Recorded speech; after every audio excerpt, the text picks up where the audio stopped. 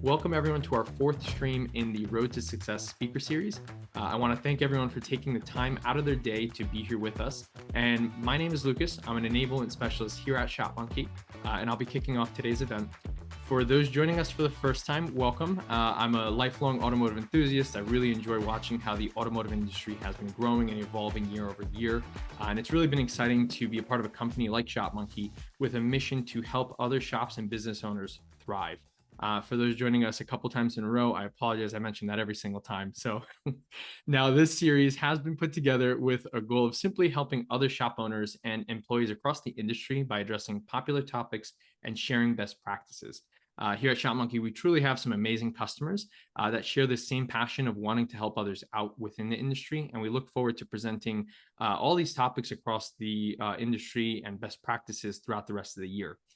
This series will bring shops from various verticals together to share those experiences and best practices.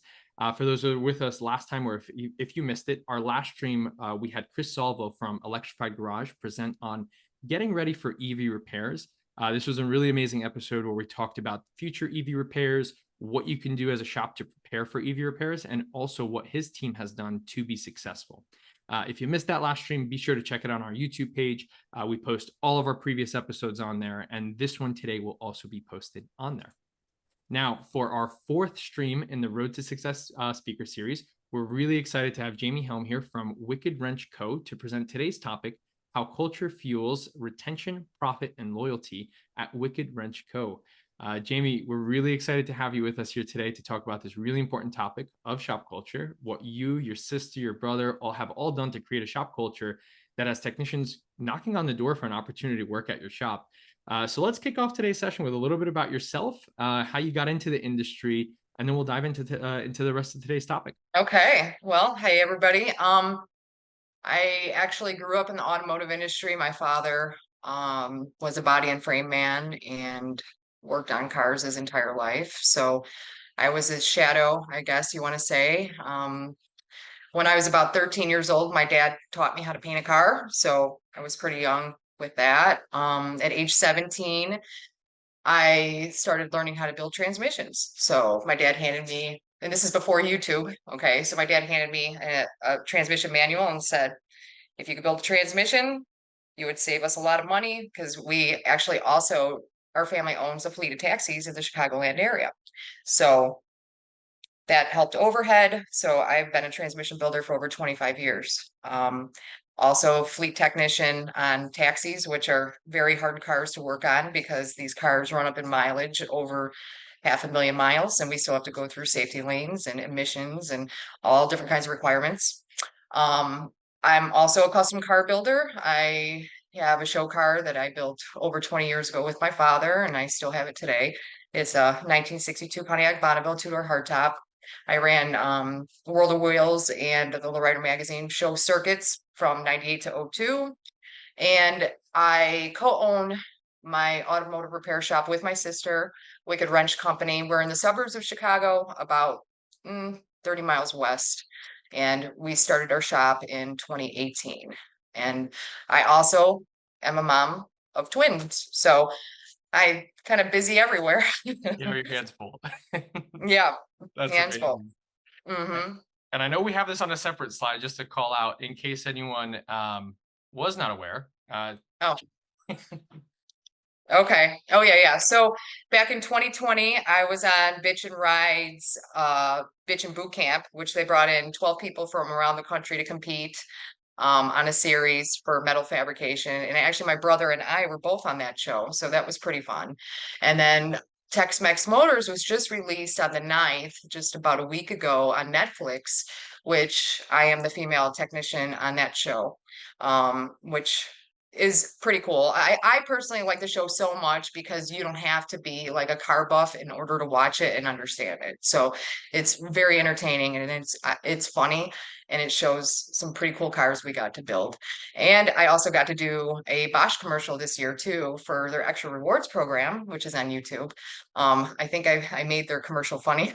I don't know if you got to see it, Lucas, but it's both me and my sister on the commercial. So Yeah. Yeah, no, that's amazing. We wanted to call this out. I think everything here. I'm not going to give any spoilers on Tech-Mex. I have watched a couple episodes myself. Totally agree. You don't have to be a massive car buff to really get into the show, and I think that trends with how popular it's been. But also, it's definitely very entertaining. Like I said, no spoilers. Check it out. Jamie makes some great jokes in there, and I love kind of the interaction between the teams. So yeah, this Yeah. is really cool. We did want to call out if anyone did have questions regarding TV appearances, anything like that. Feel free to chat them in. We may not address them right now. Maybe we'll leave them for the end, and we'll also make sure to share Jamie's email contact and details in case you ever wanted to reach out and kind of just find out anything else about her time with TV appearances and commercials and whatnot. So yeah, great. Thank you, Jamie. Um, so for today's topic, we're centering around shop culture, including community, hiring, retention. All that kind of boils up and becomes this one topic of shop culture, and it has all these different areas. So we're going to kind of dive into each one individually. And today's conversation is exactly that. It's a little more of a conversation than our previous episodes have been. In our last episode with Chris Solve, we also kind of had a little more back and forth. We answered some more questions from the audience, and we got some really good feedback from that. So we wanted to kind of have a little more open dialogue throughout today's chat. So with that being said, for anyone who just joined in, feel free to also open up your chat on the bottom of today's screen. If you have any questions regarding the topic we're talking about in the moment, feel free to chat them in, and we will have breaks for questions and answers with Jamie for each conversation we get into. So with that being said, let's talk about local community and internships. I'm really excited about this. I connect deeply with both of these, with both community and internships. So we'll get into that in a little bit. And as we get into the topic, I'm going to throw a poll question out there, Jamie. I threw them in here. I'm kind of curious for the shops that are with us. Does your shop currently host any community events as we kind of go into this conversation? So we're going to go ahead and launch this poll. And I apologize, the way we set it up, there's actually another question. Does your shop have an internship program? So there's two questions in here. Feel free to answer them. And then as you answer them, we're going to go ahead and just dive into today's topic. So Jamie, can you talk to us about your community engagement? We got a chance to chat a lot of behind the scenes, and it's been really exciting to hear about what yourself, your sister, and Wicked Wrench Co. do with the community around you.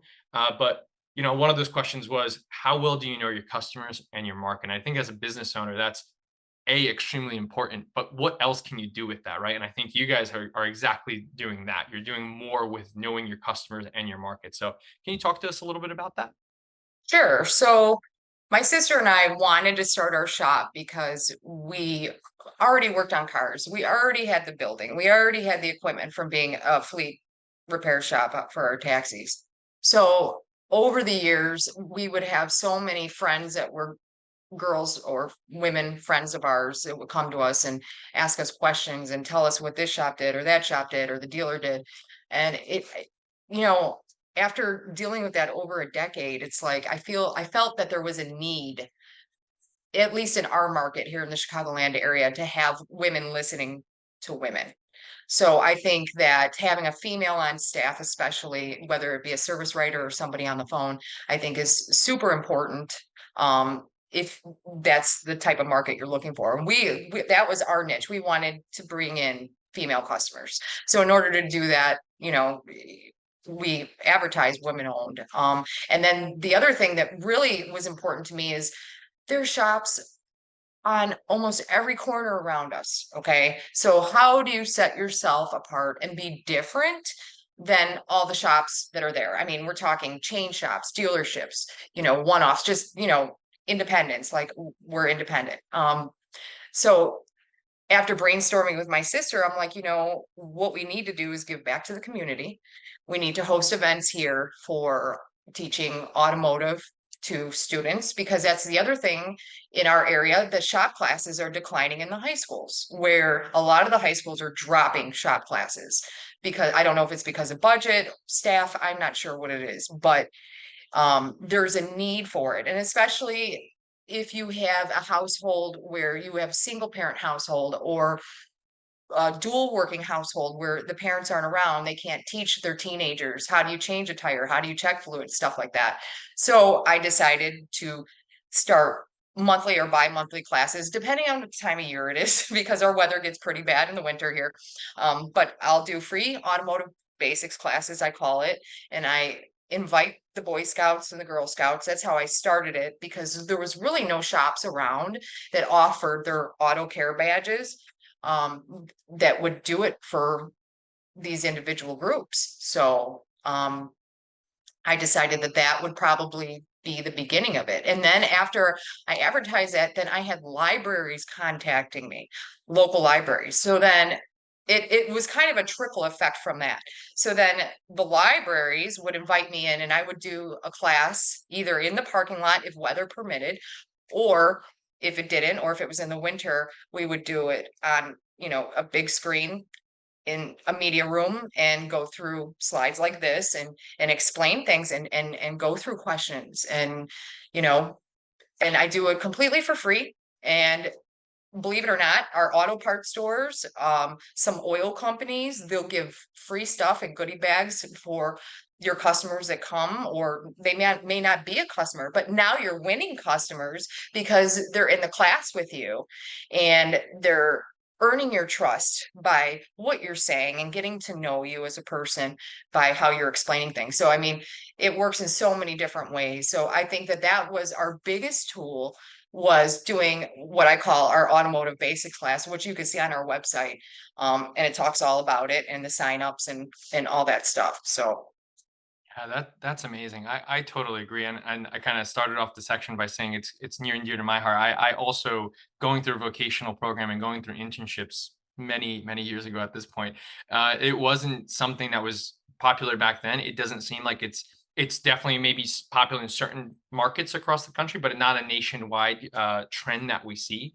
And it's also something kind of leading into this topic today. I just wanted to just throw a random Google search out there to throw automotive classes. I went by different areas. I chose different areas across the country, and I didn't see anything pop up. I saw some old articles come up from a couple of years back of different publishing companies talking about, oh, what are events that shops could be hosting? And there's all these great ideas out there. And outside of those articles, there wasn't much more going on. I saw a couple of your posts come up of events that you're hosting, but not many posts or articles that were hosted by shops themselves. And so I agree. I think it's an area to tap into for many shops. And so we're going to get into internships here in a second. I wanted to make sure we didn't miss a point that we talked about before as we were getting ready for this session today. The repair estimate transparency. I love the part that we talked about of, we get these customers, we have them come in, we build the trust with them, and how do we continue that trust, not just with our customers, but with our community? And you had mentioned kind of the path to health with your customers and their vehicles, right? Sometimes a customer might come in, they might have a series of repairs that need to happen that they didn't really sure. anticipate for various reasons. Life happens, and it happens to all of us, right? We go 6, 7, 8 months not realizing, oh boy, I didn't rotate my tires, I didn't do the spark plugs. Can you talk through kind of what that path to health is that you offer your customers, and how that kind of connects to this idea of building trust with community? Sure. So a lot of times it happens with my first time customers. They'll go into a dealership and for like a recall, for example. And then when it's in there for the recall, the dealership's going to do their inspection, and then they'll walk out with a report with an estimate, basically with $4 or $5,000 worth of repairs. So anybody who sees that is gonna freak out, which, I kind of don't blame them. And then they'll call around and try to get second opinions and have their vehicle looked at to make sure, what they're saying is legit. So we do that a lot. We'll do a lot of requotes, and check over estimates from other places. So with that being said, when we when I talk to that person when they first come in, I look over, we get it in the shop, we start going over things. You know, most of the time, not everything that's quoted is needed. Sometimes there's, some fluff on the ends there, but I'll bring the customer out there and I will show them everything that's wrong with it when the car's on the lift.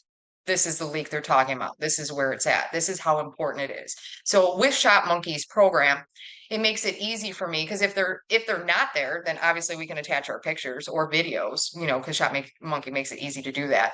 But you know, I put it in different sections. So like each, like say front brakes is one section, high pressure power steering line, second section. Rear brakes might have 30%, put it on the third section. You know, rear pinion leak, fourth section. So I'll section it out to basically order of importance, obviously safety first. So whatever needs to be the safety ones, and I'll let them know, okay, you need to do these top three things right away. Otherwise, we're gonna have big problems. The other stuff you can wait a month or two, or you have to have new tires. But like here in the Chicagoland area, I'll be like, your tires aren't great, but you have to get new tires in alignment before winter. So I'll make my notes, and I basically give them. Um, they know that they're not going to break in half. They know what has to be done. They know they don't have to spend $5,000 in one shot at a shop at a time, and just kind of order it out to priority pretty much. So that's what I do to my customers that don't have all the money to get everything fixed at once. Yeah, I agree. I love that approach. I think that's absolutely breaking it out. And then also for you as a shop, I'm sure if someone comes back to your service writers and says, "Hey, I had this path that was outlined last time. I wanted to make sure I took care of that next item." It's something that you can reference back within, as Oh in yeah, your employees can reference back and say, "Oh yes, we see X, Y, and Z. Let's get you all set it up." sure. Yeah, especially with Shop Monkey, you have the recommendation button, so it Right. stays in the cloud all the time. So you can say, a customer comes in, my check engine light's not. Well, I told you 2 months ago you needed a brake switch. So Yeah, no, that's amazing. And then with this, we had one slide here. I just wanted to show everyone. This is kind of what we were just talking about, kind of going back to the idea of community and building that trust. Jamie, these are some great photos. I actually did not know about the badge. You had mentioned the Girl Scouts and Boy Scouts badge for mhm. automotive. Is that something that is nationwide, you would say, or is it only in certain markets? As far as I know, it's nationwide. Wow. So I'm a partner with the Girl Scouts of America because I work with them so much. But as far as I believe that it is nationwide, yes. Wow, that's amazing. I think that's a great opportunity to. It's not just the kids coming there for these events; it's also the parents. So it's kind of it's. Is there a story behind that? It's funny because I get a lot of females in my classes. And on occasion, I'll get the mom that drags the son that doesn't want to be there. Okay. And we're talking about a boy that's probably anywhere between 15 and 17 years old. And then when the boy gets there, he's like, I hit the lottery because now he's sitting there with 25 other females his age because then he's happy. So it's funny because the classes I get, pretty good response from. I get a lot of questions. So if you do something like this, I want to say be prepared to answer questions. You have to make your customers or the people in that class feel comfortable. The first thing I always tell them is there is no dumb question when it comes to automotive. You need to ask that question here and now, and I will answer anything you have, because, you know, people put things in young people's heads like blinker fluid, just like making fun of them and saying things, and these young girls, they have no idea. So I have to set them straight, and the safety of it too is so important to me, especially out on interstates and highways with changing tires and stuff like that. We really Absolutely. go in deep with that.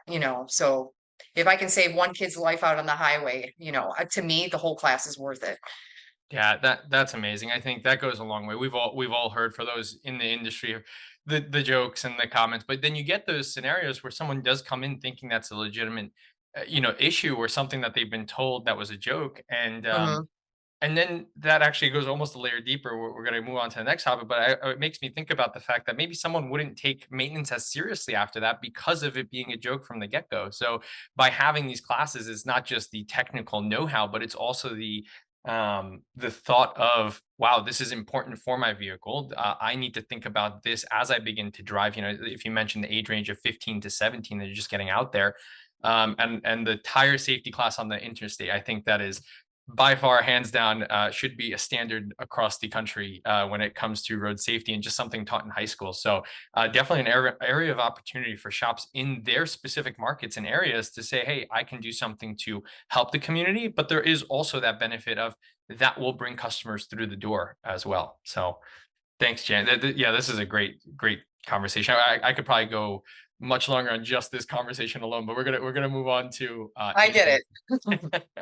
but internships. This is another one where internships are probably not as common as they should be. I personally did one at a BMW dealership, and I wanted to kind of just preface and set some context from my end.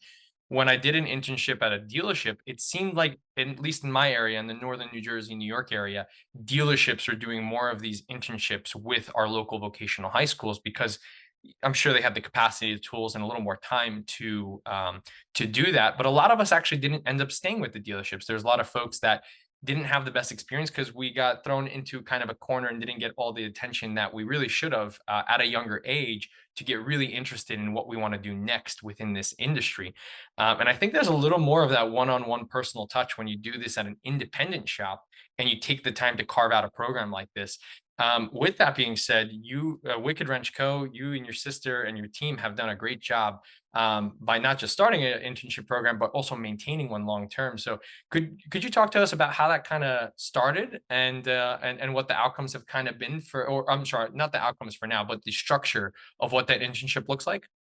Okay, sure, yeah. So now this kind of goes hand in hand with the classes.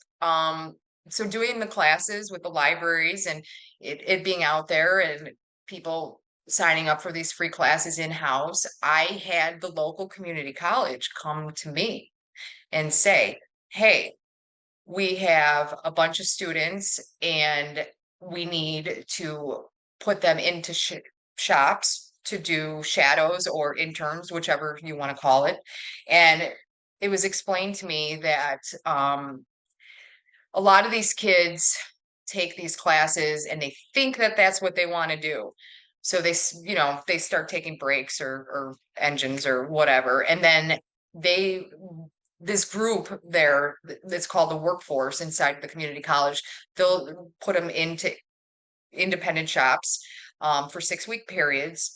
And basically these young adults, so they're college age. It's anywhere from 17 to 21. I'm usually seeing all different backgrounds. So we're talking about kids that may have tinkered with their bicycles, moved up to cars in their own garage, and is taking classes just to get, certifications. Then we have some kids that have never touched a car in their entire life. So this is brand new to them. So it's pretty much everything in between that. So now I have young adults in there that know what they're doing. I have young adults in there that don't have a clue what they're doing. So I think, when I learned to work on cars, it was OJT, on the job training. That's how you learn, that's what my dad taught me. And that's the way to go in my eyes. Don't get me wrong, certifications are good. Schooling is good, but the on-the-job training is so critical at the younger ages. I've had a lot of interns in there where they're like, oh my gosh, this is day in and day out. It's this type of work. You're this dirty. It's this, suspension work and, hard to do and hot and, so that it really gives them a reality check of, yeah, I mean, this can be back-breaking work, so it gives them a reality check. Okay, so do I still want to do these classes? Is this my future? And then I have the other side of the coin where they're so happy to be there. They're mastering like brakes and oil changes and, moving from there. And that's what I have discovered over the past 5 years, that you get these younger adults in, male, female, whatever they are. If they can do an oil change, master that. Go on to brakes, master that. Go to suspensions, master that. You can build techs for your shops. And that is what I have been doing for 5 years here, is that I have mentored and put my time in with these young adults that are serious. And trust me, being a business owner, interviewing different technicians, having your regular technician, you will know when you have a good young person or not. You will know within the first week, And I have had internship periods where, and it's hard because like I'll know the kid's mom and the kid is just like, this is not for him. Like he either has an attitude, doesn't show up on time, doesn't do what he's asked. I mean, you have to, those things happen, but what you benefit investing into our future technicians, because, you know, just like getting a job anywhere, how are you gonna,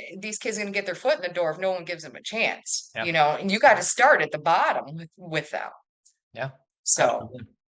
Yeah, this is it's great to hear. You said 5 years. That's a good amount of time to say yes. We're not throwing in the towel. We're going to keep doing this because we see a benefit in this, and it's kind of an example for how shops can approach this in the future as well. I think one of the things we also talked about as we prepped for this conversation was the idea that a lot of conversations of college versus trades happen so early on, not even in college, but we're talking high school, that it almost gets overlooked immediately within the first 2 years of being in high school, and it being more of a, oh, I'll take that for fun sort of course yeah, versus taking it seriously. So I think, having internships and buy-in from local shops, once again, just kind of shows that we are investing in the younger generation to bring them up and show them the reality of working in this industry. But it's also getting exciting with new technology, new diagnostic tools, and it's ever changing. It's not just the same old that it's been for the last 60 years. It's evolving year over year.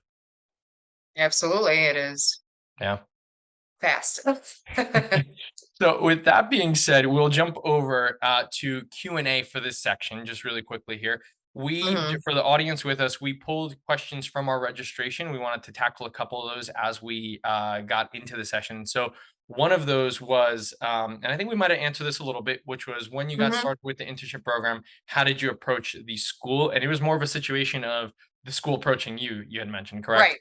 Correct. Yep. So the school called me, and we dealt with them just that way. I mean, it was pretty easy. So I don't think, especially, I don't think it would be hard to make that phone call. So if it was like reverse roles, I'm thinking about it right now.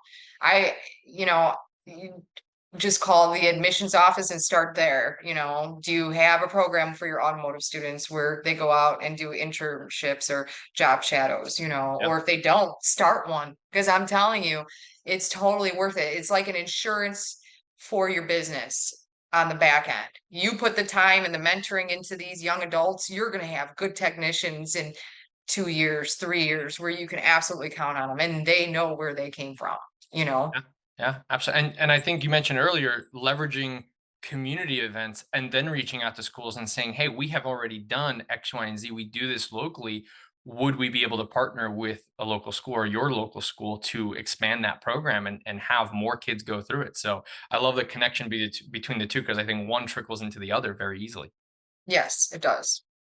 And I think this one we also answered kind of throughout, which was how did you start engaging with the community and where did you post upcoming events, which you had kind of mentioned with the Boy Scout and Girl Scout programs. I think the bigger one here is what does attendance look like? What has that looked Okay. like for Wicked Wrench Co?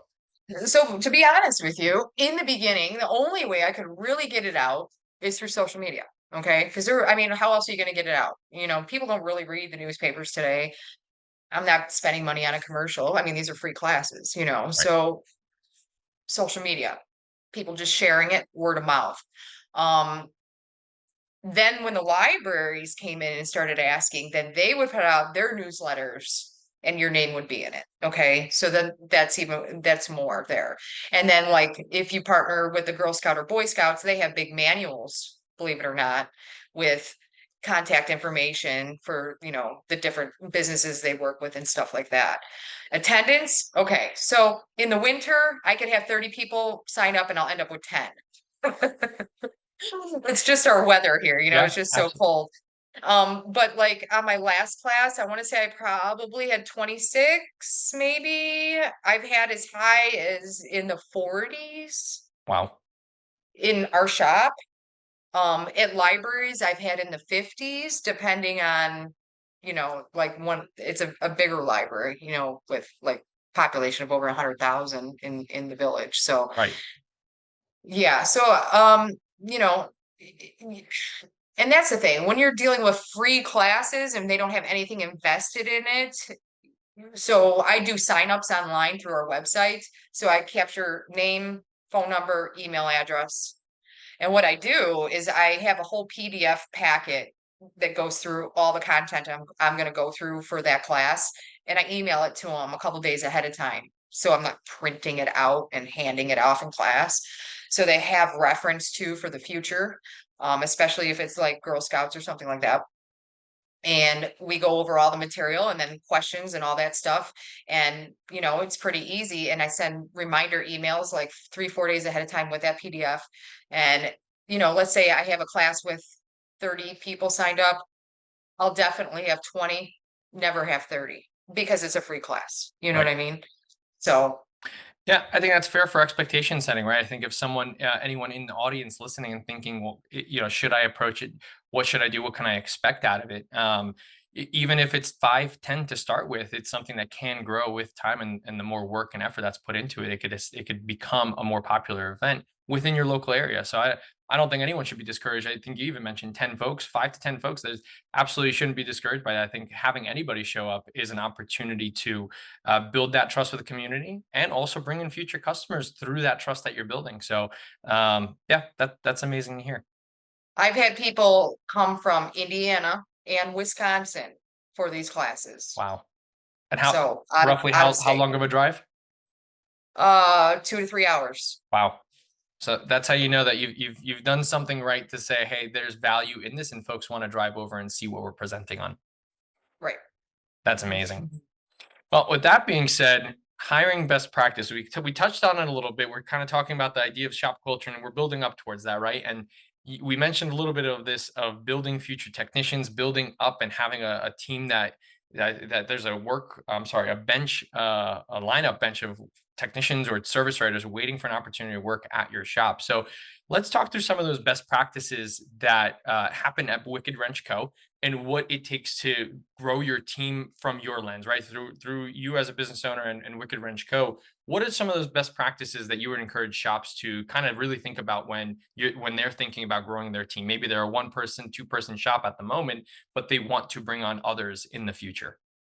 Okay, so the first thing is you need a good website. You have to have one. All right. I always have mechanic or technician wanted all the way at the bottom. So people, and I explain on there, not that I'm looking for a tech right now, but you can fill this out. And if something happens, I mean, you never know, something might happen. I can go back into these submissions and call people and say, hey, do you want a job? So that's the first thing where I have an open like form on our website on a constant. And it says on there, we are not looking for a technician right now, but we may be in the future. If you want to leave us your information, attach your resume, whatever, we can keep it in our file. And when we're ready to interview, we will call you. I mean, Easy enough. what's that? I said no, yeah, easy enough. I think Yeah. for, So for those you who just keep aren't, I'm sorry. you you just keep a file open, and at any point where you want to bring on another technician or you lost a technician, you start calling those phone numbers. That's the first thing. Second thing, like I said, I wholeheartedly believe in this whole internship or job shadowing program. So I'll give an example. Because of the school year, we don't have any of these going on during the summer. It's only during the school year. Okay. So I had 6 interns at one time in my shop. Wow. And they would be there different times, different hours. 3 of them would be together at one time, but during the week I would have 6 different individuals. I could pick out which ones had the potential. I would, get their phone numbers, keep them on my desk, and I would pull them aside and say, hey, listen, it's like this. When I have an opening for oil changes and brakes coming, would you like me to call you at my next opening? And they'll, say yes or no. So that actually just happened last week where I let one of these interns, he finished out his program, let him go on his merry way. He went to a dealership. Then it's just been very busy this summer. I'm like, man, I need to open up another one of my lifts and bring somebody else in. I called him. Turns out he doesn't like working there, believe it or not. And he doesn't see like any future as a lube tech because the other lube tech he was talking to has been there 15 years and has not touched anything else and has not been allowed to touch anything else. So he's like, you know what? I'd love to come back. I'd love to, start at the bottom and work my way up. So, I mean, like I said, that's insurance for your company. getting these younger individuals in, because we all know, I mean, I'm a parent. My children are both in the Army. Neither one of them wanted anything to do with cars. And these kids are taught at a young age, 4-year college, 4-year college, everybody wants to go to 4-year college. And in my area, they're not pushing trade schools. They're not, and we have a shortage of our technicians, our electricians, our plumbers. I mean, everybody in my business park, there's shortages of everything. I have been fortunate enough where I'm kind of building them on the back end. So Yeah, that's amazing. I think, like you said, you're building up your own pipeline of technicians and folks you can tap into as the business grows. And actually, Robert asked a great question. What has your response rate been? Maybe not to the internship, but to the open forum on your website. Have you had what does that response rate look like for Wicked Wrench Co? I probably get about 2 a month. So, I mean, Okay. it's not huge, but it's still something. Yeah, absolutely. You're not waiting until that very specific post goes out. You already have 2 a month. That's 24 a year. If, let's Yeah, say you don't open a position until the next year, you have a list of 24 potential candidates that you can look into first before you even spend any marketing and extra resources into right. posting another position. That's amazing. And then with that being said, let me just dive on over here. I also wanted to call out one thing. It just came back to me. The practice of leaving an open position, an open rec like that for a shop, it's actually extremely popular within many big companies, many big organizations and corporations out there. So it's a practice that has been popular. And for those who maybe weren't aware, it's something that happens all across many industries. So if we're not tapping into that in the automotive industry for independent shops, it's just a missed opportunity. So I think that's absolutely amazing, Jamie, that you guys have approached it that way and have built out a program that's successful. And then with the internships, you mentioned a little bit here. We haven't updated this. I know you gave me a little update before we started here, but can you tell us a little bit about those internship outcomes and what that what that has done for your team in terms of full-time employment?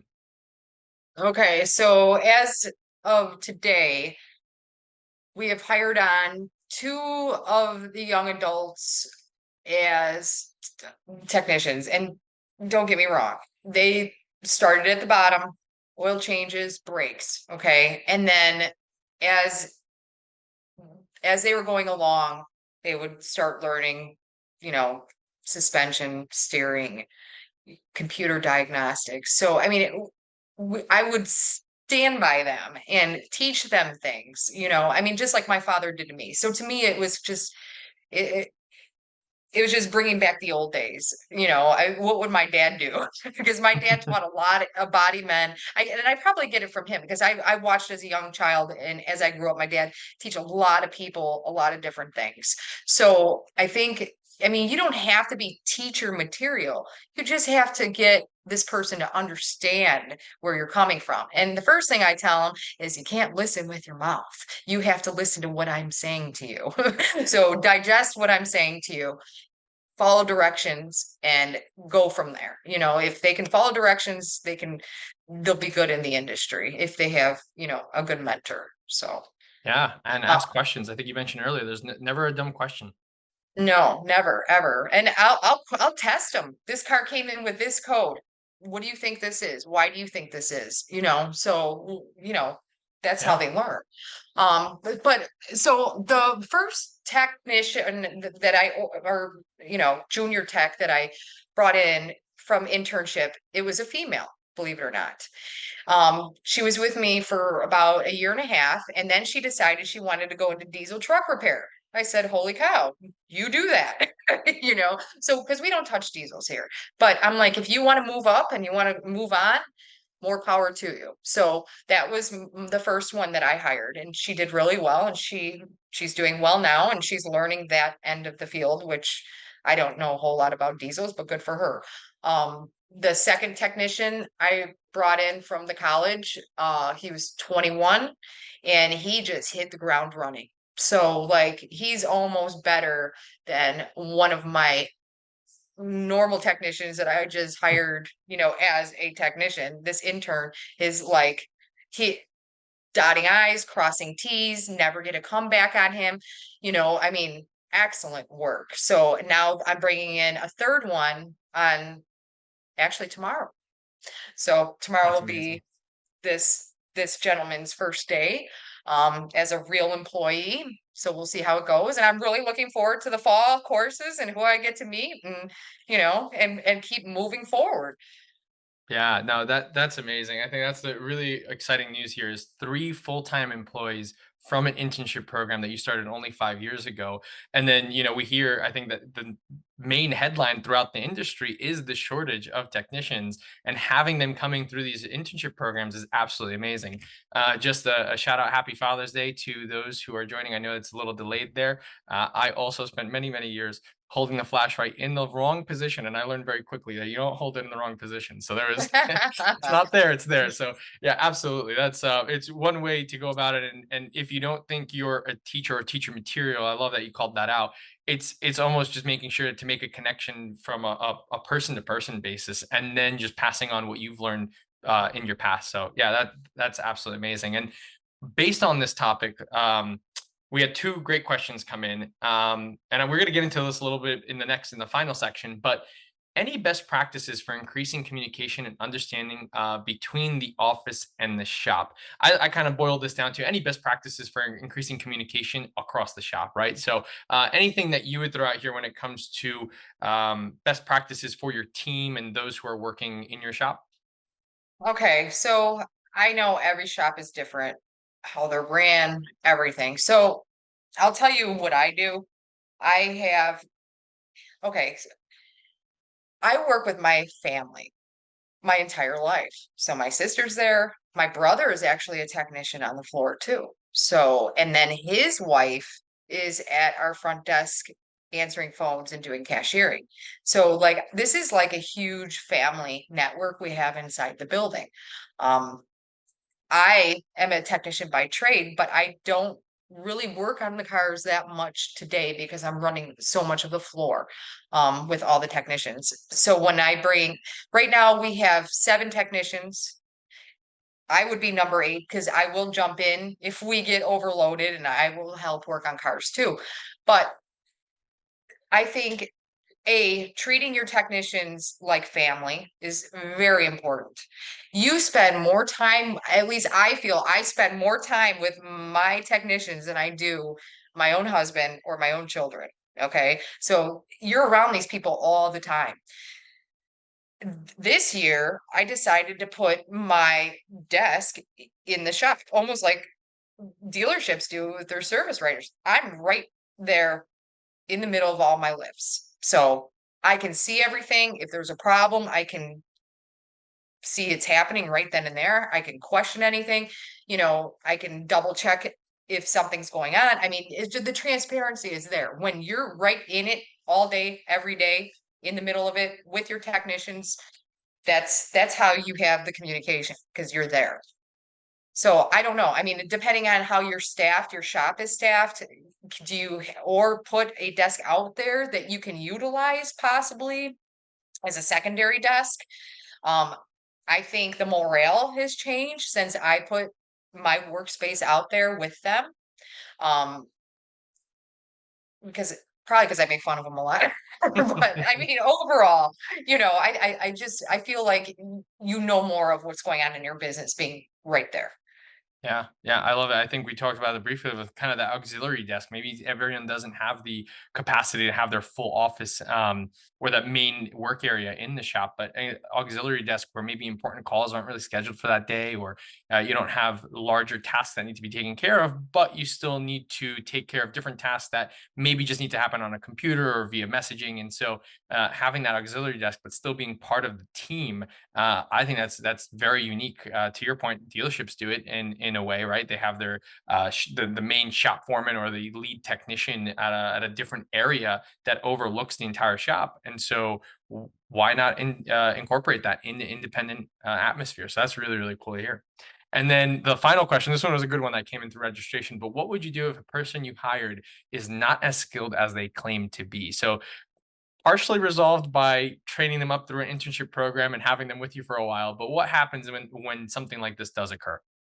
Okay, so in my mind, I've seen the worst of the worst because of the internship program through the community college. But there was this one time, no joke.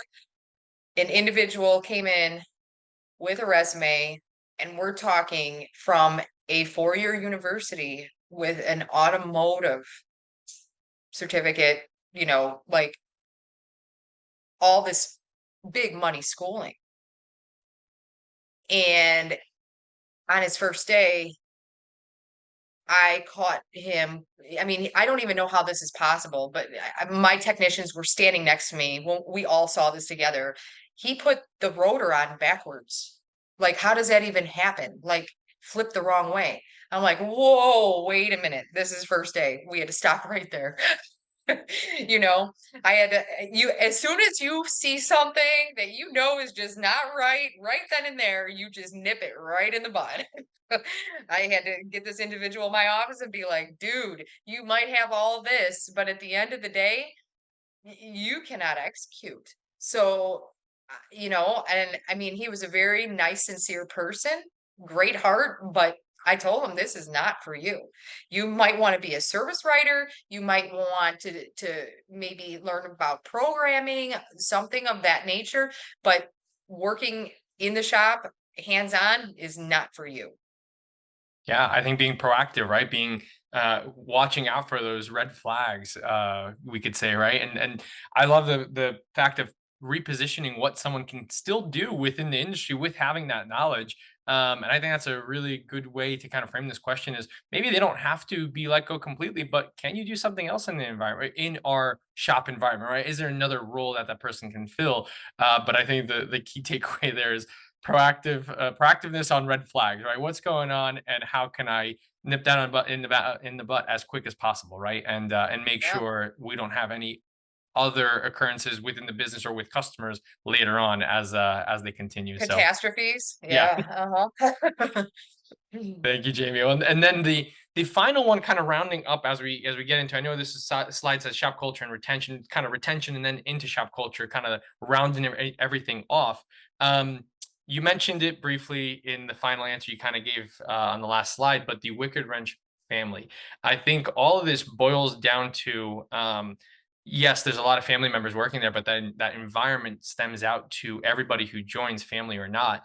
And I think everything that happens within the shop has to boil down to that internal communication and how everyone kind of supports each other regarding community events, internship programs. I think we talked about how no technician is maybe we didn't mention that yet, but no technician is above oil changes and brake changes. So could you kind of talk through a little bit about that, the flat work structure and how that's worked out or panned out for your team within the shop?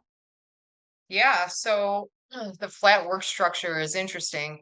Um, so with the exception of the interns that are coming in from the community college, they are, because that's what they do. They're gonna start at oil changes and brakes. Um, because I can't have them do any other stuff. So that's where they're at. But with my other technicians, and this is what's interesting, the my other four technicians are over 40 years old. Okay. So, and they all have children.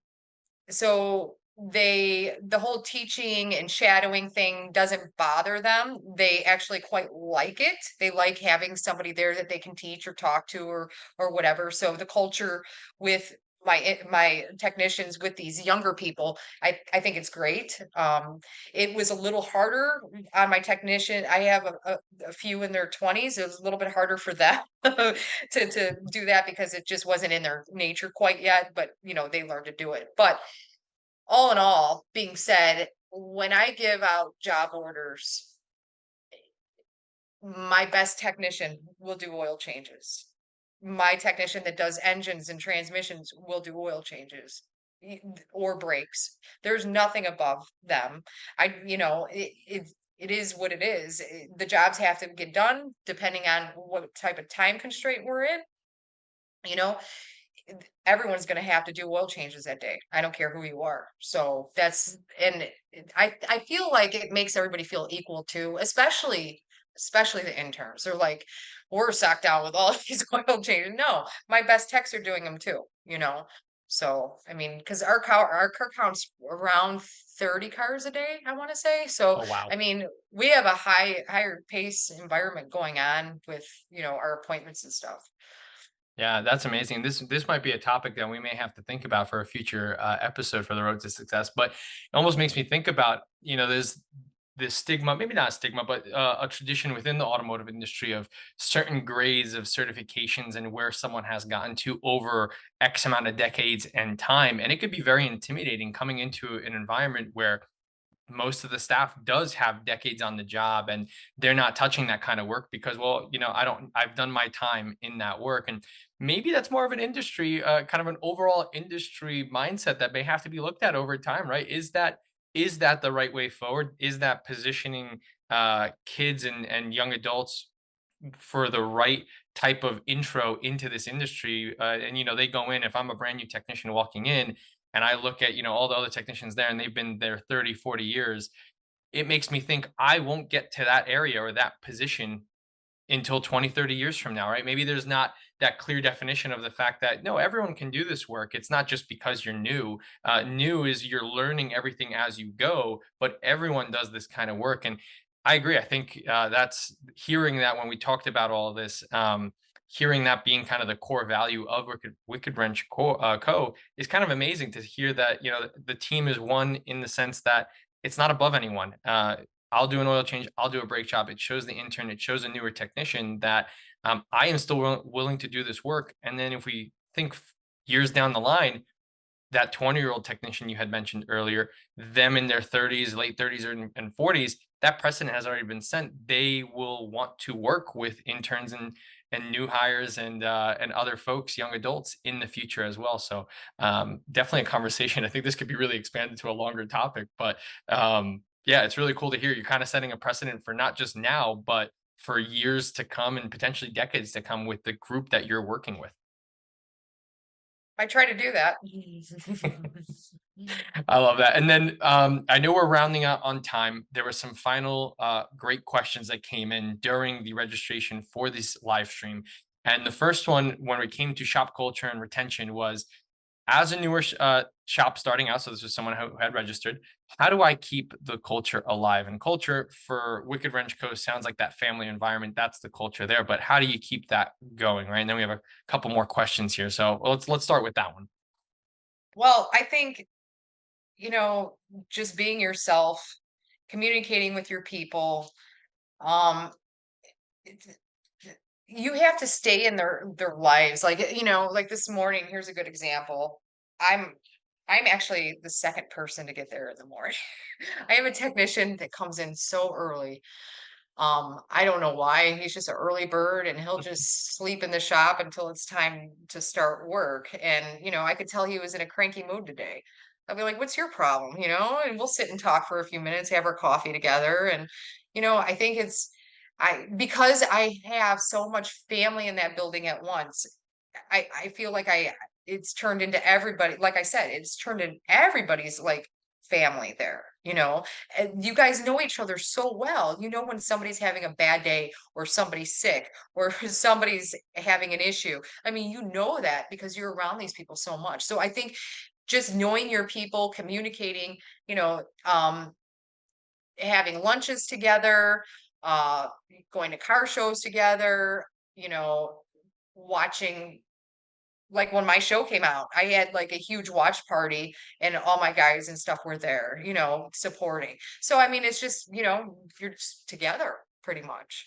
Yeah, and you can create a family environment, right? I think it's safe to say that even if you don't have direct family working in a shop for anyone who's with us here today, and maybe you're sitting there thinking, I don't have, folks from the family I want to work with in my business, and that happens. I think to your point, that can happen with anyone who you're with. We spend more time with the folks that we work with than we do with actual family. So I think that just being the core concept and idea of how you approach that culture and the idea of what you do when you run your shop. So and I think you mentioned a little bit there, but the events, I think we'll bundle these two questions together so we stay on time. But do you host any work events? And you mentioned one of them, or get-togethers to bring the team together, and then kind of follow up there. Do you keep a separate budget for work events, outings, and lunches? So we'll combine those two. Okay. Yeah. So we'll do lunches once or twice a week at work where we're all together because some of the technicians like to go off site for lunch sometimes. or they got to take care of something. So like Fridays we'll have lunches together. Sometimes we'll have them twice a week, just depends on, and like birthdays especially. Like my sister will go out and get a cake or cupcakes or something when it's somebody's birthday. But usually Fridays we do lunches. So that's a good question about the budget. What I do, and you're gonna laugh. Oh, I don't separate a budget. What I do is when I have catalytic converter takeoffs, I take that money when my cat guy comes in, give him the receipts, give him the cats. I put it in an envelope, put it in the safe. So that's it. So it's not even like in the budget, it could be like really big one month or it could be, smaller another. But I mean, as long as you're doing catalytic jobs, you got cores that are worth money. So you can't say it's not in the budget because you're doing catalytics as a shop, invest in it in your people. That's what I Yeah. say.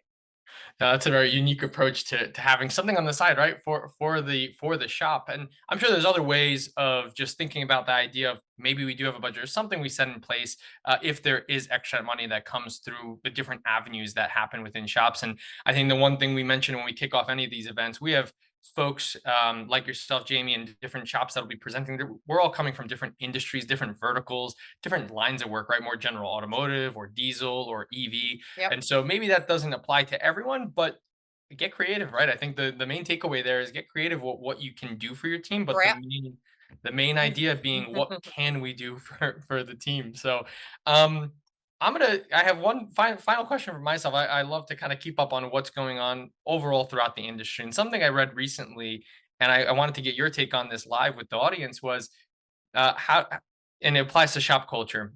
Ford recently published an article stating that they're actually having dealerships put up banners for their technicians over the bays that they work in to kind of highlight, their skills or their skills or accomplishments as technicians. And it's kind of like a banner with a little with a pendant on there or something to kind of give credit to them for putting the work in to be the technician that they are. I thought that was pretty interesting. I know dealerships are always thinking of creative ways of doing something very similar. Do we think that's something that can happen in an independent shop, or is there something else that could be done to give that recognition? You know what? I think that's pretty cool. I have not read that. The one thing I didn't touch on when I do hire my technicians is one of the very first questions I ask them is, what do you not like doing or don't want to do? So, because you don't want everybody that's saying, I don't want to do electrical, and then Right. you have nobody doing electrical. So, I mean, it's funny because all my guys have specific specialties. So, I think that that's a great idea. In fact, I think I need to talk to my sister about that. And I think it would be fun to like put a fun twist to it too, like not, just the really good things that they're good at, Right. so Yeah, no, that's me. I think, like I said, it was something it's very, very recent. If you pull it up, it's probably an article that came out in the last like 48 hours. So I just thought it'd be interesting to think about. One thing I'm getting from all of this is kind of just a base layer of creativity with a focus on your shop as well, right? How can we get creative to build this shop culture? What works for you as a shop owner and works in your area? Yeah, mhm. I've even heard of shops doing local advertisements for their technicians. I think a coworker of ours had mentioned a post recently where they highlighted a technician on a billboard locally in their town saying, "Hey, here's X, Y, and Z tech, and this is what they do at our business, and here's why we value them." And that all of this kind of brings back the idea of your community being aware of who you are as a shop, and then potentially having business come in through the door just based off those efforts. Yeah, Yeah. So absolutely. Your people have to feel appreciated and they have to know that they are. yeah, absolutely. Yeah. Well, Jamie, thank you so much. I think we're right on time, which is actually amazing. I'm gonna just scroll through and just make sure we had any follow-up questions. I don't think we had anything come in. I'll give anyone a second here. If you had any questions for Jamie regarding shop culture, any of the topics we talked about today, feel free to throw them in the or I'm sorry, in the chat below. We'll give everyone kind of just a minute or two just to think of any questions you have. If you don't have any, we'll make sure to post Jamie's contact information on our follow-up resources so that if you had follow-up questions, maybe something you thought about after hearing what we talked about today, you can reach out to her directly, get a little more insight. I think no single shop will operate the same as the next shop. And I think that's always important to remember, but taking little bits and pieces of what others are doing. And actually, that's a question for you, Jamie, has there been influence from other shops that you have seen maybe in your area or through, your connections that you have brought back to your shop and said, yeah, you know what, I need to think about something like that as well because it's working for them. Maybe I should think about it for myself. You know, I can't say that because I don't really talk or hang out in any of their shops. I really don't have the time, honestly. And to be, I want to be quite frank about this. I have never had my car worked on by anybody else. So I don't even, I've had recalls and stuff done at dealerships, but other than that, I really don't know what the shop experience is. I have built at my shop what I think it should be. Yeah, I love that. If I it, don't think there's anything wrong with that. If it's working and your customers and your employees and everybody appreciates how everything runs and operates, maybe there's no need to look outside that box. I wanted to thank everyone for being here with us today. We will be posting this on our social media, on our YouTube, so you can kind of catch this and also share this with any industry colleagues. And then we also did want to just let folks know, as we ramp this up, this is a new program for us. We're doing more and more of these episodes throughout the year, just so you are aware of what's coming up next. We're going to have our next event, which is going to be investing in your customers and they'll invest in their cars. And this will be with Will Helton from University Auto and Tire. So with record sales, a shop that runs with like a well-oiled machine and customers that are coming back, we're going to kind of continue on this topic of this automotive care experience, similar to how Jamie has been doing this at Wicked Wrench Co. So register now. We're going to have this out shortly. It'll be on July 18th, and you'll get Will's top advice in investing in your customers so they invest back in their cars, which should also be a very, very exciting topic. With that being said, Jamie, thank you once again for being with us. Thank you. Thank you, everyone. I hope everyone has a great day, and we look forward to seeing you at our next event.